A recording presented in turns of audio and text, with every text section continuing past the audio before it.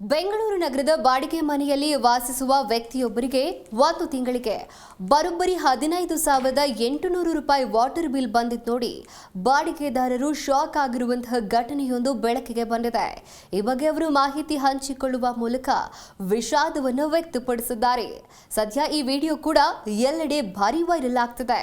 Post ಹಂಚಿಕೊಂಡಿರುವ ಬೆಂಗಳೂರು ಮೂಲದ ವ್ಯಕ್ತಿ ಪ್ರಕಾರ, ನನ್ನ ಮನೆ ಮಾಲೀಕರು ಪ್ರತಿ ತಿಂಗಳು ಹೆಚ್ಚು ವಾಟರ್ ಬಿಲ್ ಬರುತ್ತಿರೋದಕ್ಕೆ ನನ್ನನ್ನ ದೂಷಿಸುತ್ತಿದ್ದಾರೆ ಅಂತ ಹೇಳಿದ್ದಾರೆ.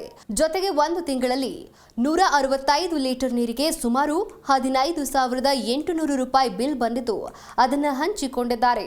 ನಮಗೆ ಸಾಮಾನ್ಯವಾಗಿ ಪ್ರತಿ ತಿಂಗಳು ಸುಮಾರು 10,000 ರೂಪಾಯಿ ನೀರಿಗೆ ಬಿಲ್ ಬರುತ್ತೆ. ನಾವು ವಾಸಿಸುತ್ತಿರೋದು ಕೇವಲ ಇಬ್ಬರು ಮಾತ್ರ. ಹೆಚ್ಚಿನ ಸಮಯವನ್ನ ಕಚೇರಿಯಲ್ಲಿ ಕಳೀತೀವಿ ಅಂತ ವ್ಯಕ್ತಿ ಹೇಳಿದ್ದಾರೆ. ಈ ವಿಚಾರವಾಗಿ ನಾನು ಮನೆಯ ಮಾಲೀಕರೊಂದಿಗೆ ಜಗಳಕ್ಕಿಳಿದೆ. ಆದರೆ ಅವರು ಇಲ್ಲ ಸಲ್ಲದ ನೆನಪುಗಳನ್ನ ಹೇಳಿ ಪಾರಾಗ್ತಾರೆ.